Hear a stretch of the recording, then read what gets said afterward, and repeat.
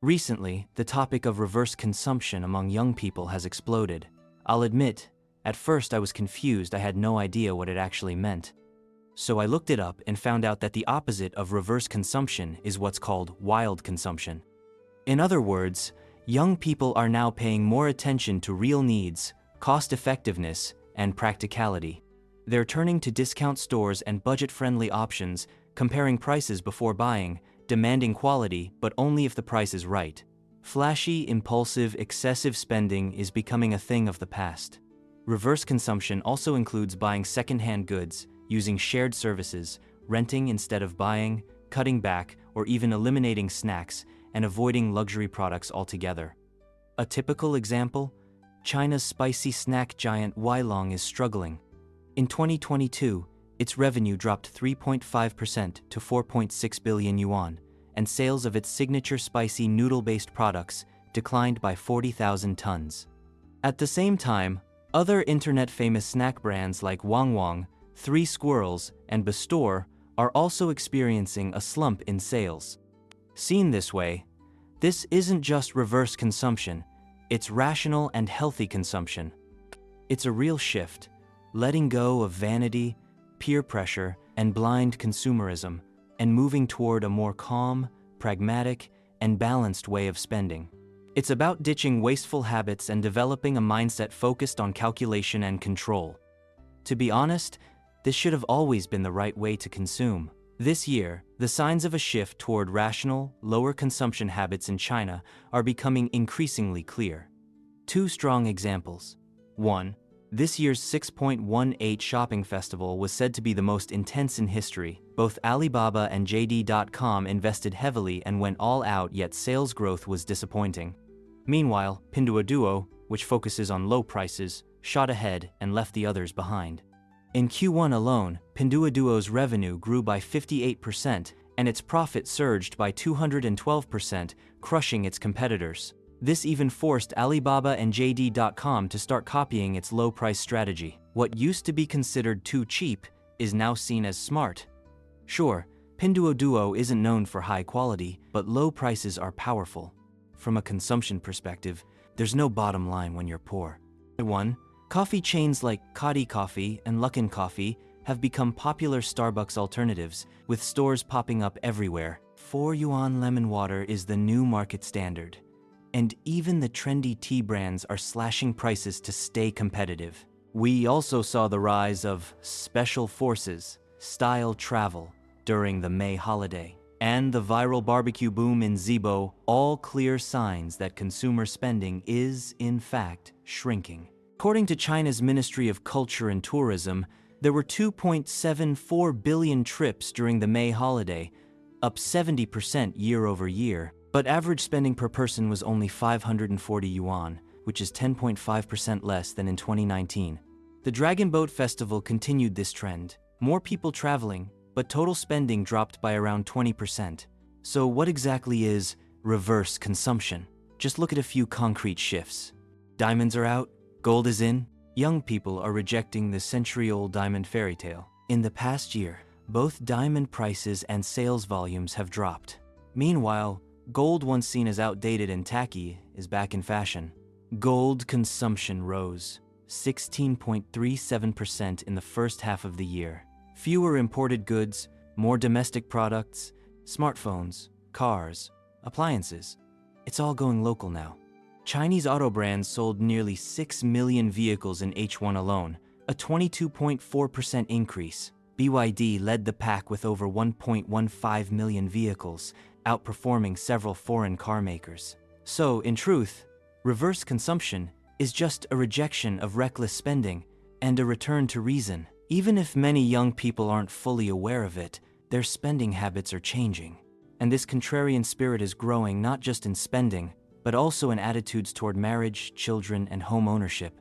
Aside from reverse consumption, media outlets have identified 6 other major behavioral shifts among young people, the so-called 6 no's. No smoking, no drinking, no food delivery, no marriage, no kids, and no romantic relationships. We've covered marriage and childbirth in earlier videos, but the data speaks volumes. This year, China may see fewer than 8 million births, marriage registrations may fall to just 6 million couples, both potentially historic lows. These trends are not isolated cases, they're the collective decisions of a generation. Now, let's look at the other three no's. Smoking. High-end cigarettes are out. People who used to buy 20 yuan packs are now fine with 10 yuan alternatives. Drinking. There's not much official data, but ask around and it's clear, young people are drinking less. Even legendary liquor brands like Mutai and Wuliangye are losing appeal. Food delivery. In many cities, budget cafeterias and adult lunch tables have become all the rage. Food delivery apps falling out of favor fast. Another fascinating trend. Everyone seems to have silently agreed. You might not be able to earn more, but you can definitely spend less.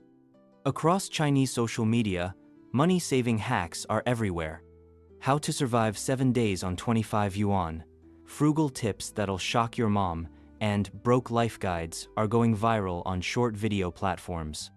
A low-budget Japanese television show called How to Spend 3,000 Yen has unexpectedly gone viral. Why?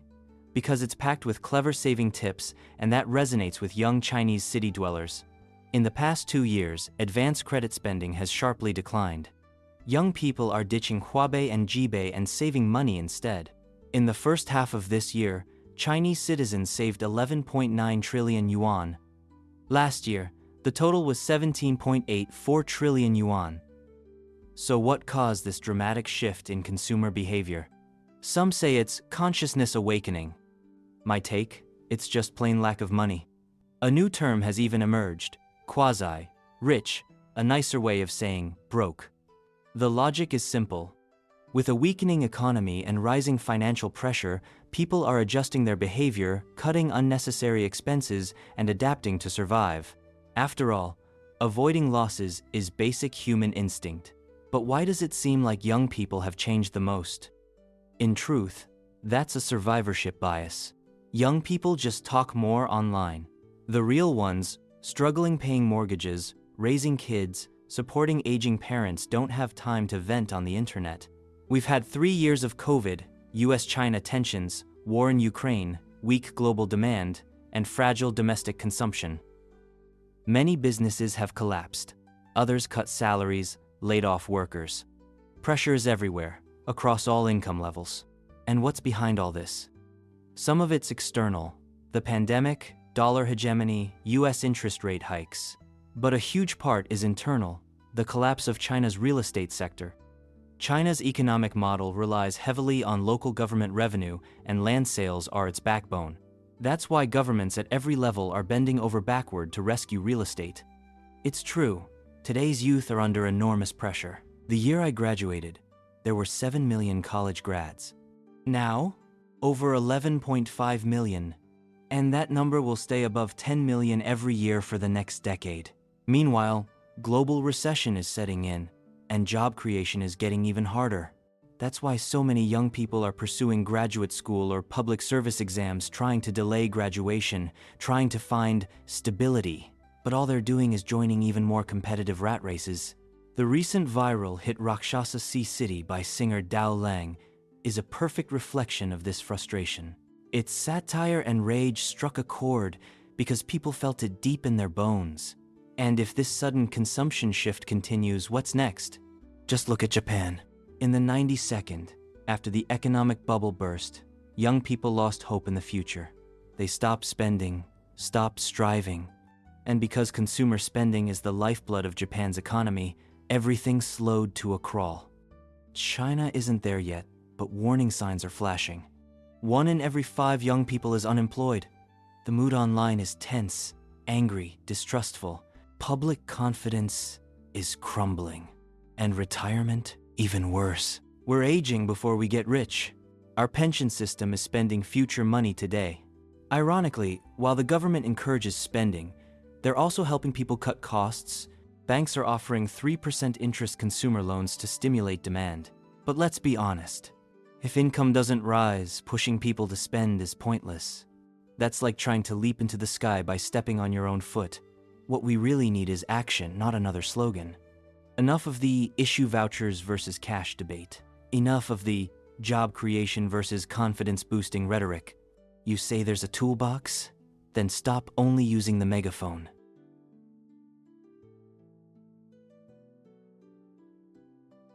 At the end of the day, this shift in young people's behavior, cutting back on spending, rejecting marriage, kids, homeownership, even simple takeout isn't a sign of awakening. It's a sign they've hit their limit. This isn't rebellion, it's survival. When the money runs out, your lifestyle changes whether you want it to or not. It may sound nice to say we're moving toward more rational consumption, but the truth is, most people are just trying not to drown. And while the official narrative keeps calling for more consumption, the reality hits harder: stagnant incomes, rising debt, and zero hope for the future. If nothing changes, and fast, the road ahead is clear. Just look at Japan. Now I want to hear from you. What's your take on all this? Do you think young people are rebelling or just trying to survive? Drop your thoughts in the comments, I'll be reading all of them. And if you liked the video, give it a thumbs up, subscribe to the channel, and hit the bell so you don't miss what's coming next. See you in the next video.